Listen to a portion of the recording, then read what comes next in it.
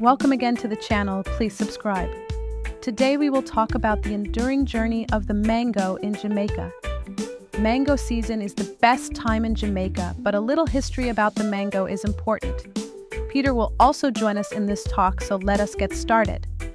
The arrival of mango season in Jamaica is an event that transcends mere agricultural cycles. It heralds a period of sensory delight and deep-seated cultural communion. From roughly April through September, peaking in late May and early June, the island transforms into a veritable mango heaven. Roadside stalls overflow with pyramids of colorful fruit, hotel buffets feature it prominently, and the very air can hang thick with the sweet aroma of ripeness. For many Jamaicans, the passion for mangoes runs so deep that indulging in the fruit becomes a primary activity, sometimes even replacing entire meals. This profound affection is immortalized in folk traditions, most notably the song Mango Time, which celebrates the irresistible allure of the fruit. Yet this quintessential symbol of Jamaican abundance, scientifically known as Mangifera indica, is not native to the Caribbean. Its presence on the island is the result of a long and fascinating journey, a story intertwined with ancient history, global trade, colonial encounters, and ultimately a remarkable process of cultural adoption. This report traces the mango's epic voyage from its origins in Asia, across oceans and continents, to its celebrated arrival and deep integration into the agricultural landscape, culinary traditions, economy, and very soul of Jamaica. The mango, Mangifera indica, has ancient origins rooted in the lush landscapes of South Asia, specifically the Indo-Burma region, covering parts of modern-day Myanmar, Bangladesh, and northeastern India. It likely evolved in tropical monsoon forests and has a wider genus range across South and Southeast Asia, including Borneo and Sumatra. Cultivated for at least 4,000 to 6,000 years, the mango holds deep cultural and religious significance in South Asia, especially in Hinduism, where it symbolizes love, fertility, and prosperity.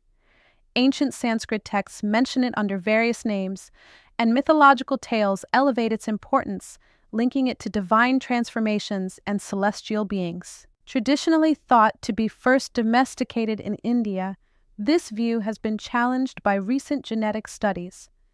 A 2019 analysis revealed greater genetic diversity in Southeast Asian cultivars, suggesting either earlier domestication there or independent domestication events in both regions. Two major mango types now exist: the Indian monoembryonic variety and the Southeast Asian polyembryonic type.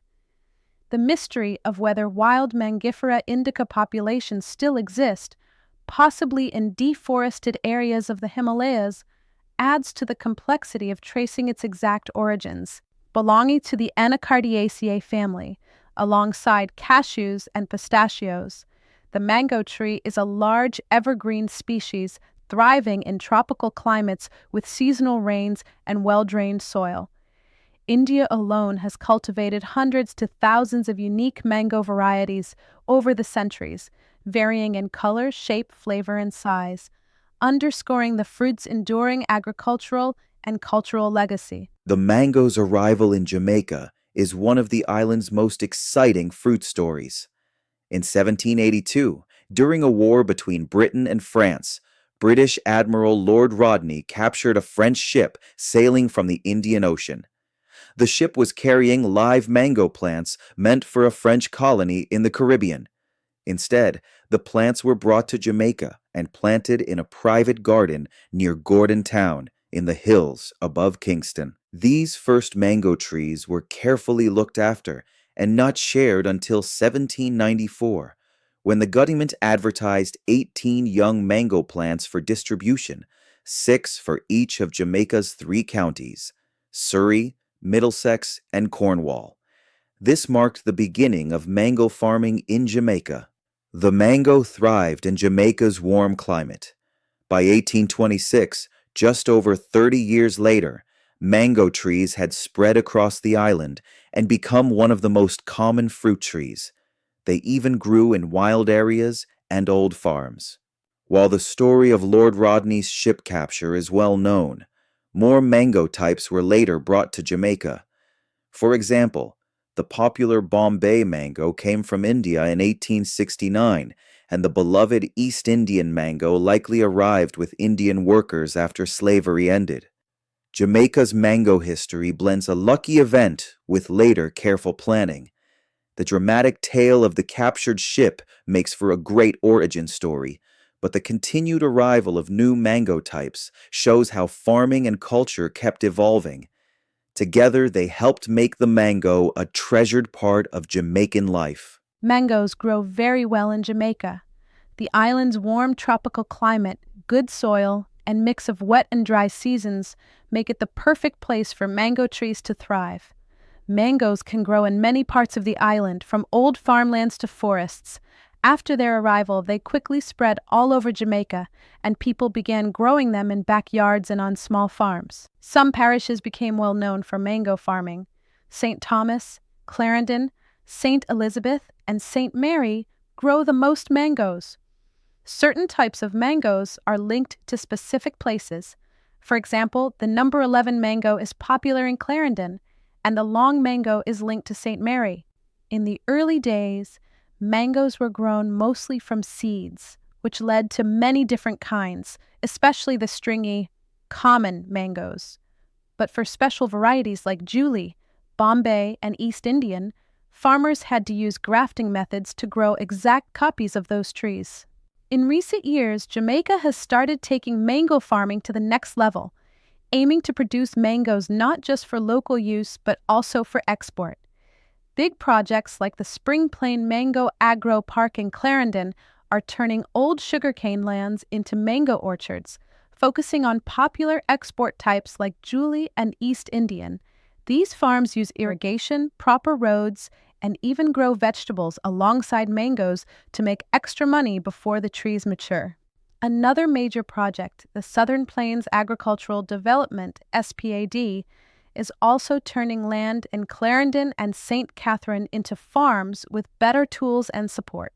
The Jamaican government is helping with this shift. Agencies like RADA, AgroInvest, and JAMPRO are working together to provide training, resources, investment, and export support. Special facilities like a hot water treatment plant are being set up to meet international food safety rules. Jamaica is now moving from just enjoying mangoes locally to becoming a top mango exporter. With growing demand, especially from Jamaicans abroad, this fruit is becoming a big part of the island's economy. Mango time, the fruit's cultural embrace. The mango in Jamaica is far more than just an agricultural product. It is profoundly woven into the cultural fabric of the island. This deep integration is most vividly expressed during mango time, the peak season from roughly April to September. This period is marked by a palpable sense of abundance and celebration. Mangoes become ubiquitous, sold at countless roadside stalls, featured in homes and hotels, their scent permeating the air. The passion for the fruit is such that, as noted earlier, many Jamaicans will happily consume large quantities, sometimes forgoing other food entirely. This cultural centrality is powerfully captured in the well-known Jamaican folk song, Mango Time. The lyrics, "Me no drink coffee tea, mango time, care how nice it may be, mango time, at the height of the mango crop, when the fruit them a ripe and drop, wash you pot, tune them down, mango time," perfectly illustrate the sentiment. When mangoes are ripe and plentiful, other concerns fade, and indulging in the fruit takes precedence. The existence of such a song, dedicated solely to the mango season, underscores its significance in the collective consciousness. Until recent years, a dedicated mango festival was even held in the parish of Westmoreland, further highlighting its celebratory status. Jamaican culinary traditions embrace the mango in its various stages of ripeness. The most common way to enjoy it is fresh and ripe, simply peeled and eaten, savoring the sweet, juicy flesh. Determining the perfect ripeness is an art, often involving a gentle squeeze near the stem or nose for a slight give, and relying on the characteristic fragrant smell. However, unripe or green mangoes are also highly valued. They are frequently sliced or diced and eaten as a tangy snack, seasoned simply with salt and black pepper. Green mangoes also serve a practical culinary purpose as a natural meat tenderizer. Beyond fresh consumption, mangoes are transformed into a variety of preserves and dishes, including ice cream, jellies, jams, chutneys, a popular accompaniment to savory dishes like jerk chicken, mango cheese, likely a dense fruit paste or preserve, pies, and refreshing punches. Mango salsa, combining diced ripe mango with onion, cilantro, lime juice, and sometimes hot pepper, is another popular contemporary preparation.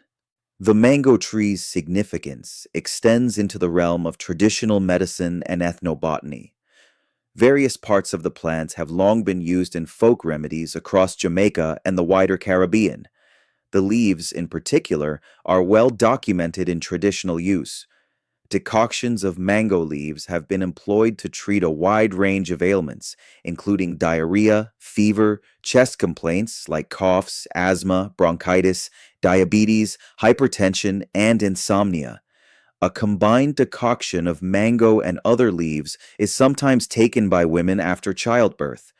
Globally, mango leaves and bark have been used in traditional systems to treat conditions as varied as inflammation, pain, yellow fever, hepatitis, and skin conditions like severe itchiness. Modern science recognizes the mango fruit as a rich source of vitamins, notably A and C, minerals, antioxidants, and beneficial polyphenols, lending credence to some traditional health claims regarding immune support and digestive health.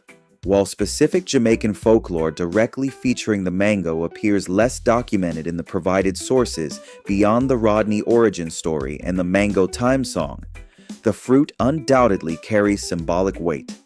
Drawing parallels from its South Asian origins, where it symbolizes love, fertility, abundance, and good fortune, it's likely that similar associations resonate within Jamaican culture, where sharing produce is a common practice.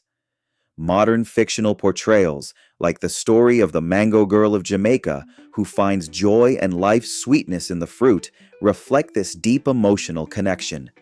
Although indirect, there are even faint echoes in folklore connecting the doctor bird, a hummingbird, Jamaica's national bird, possibly with mangoes and traditional beliefs like obeah.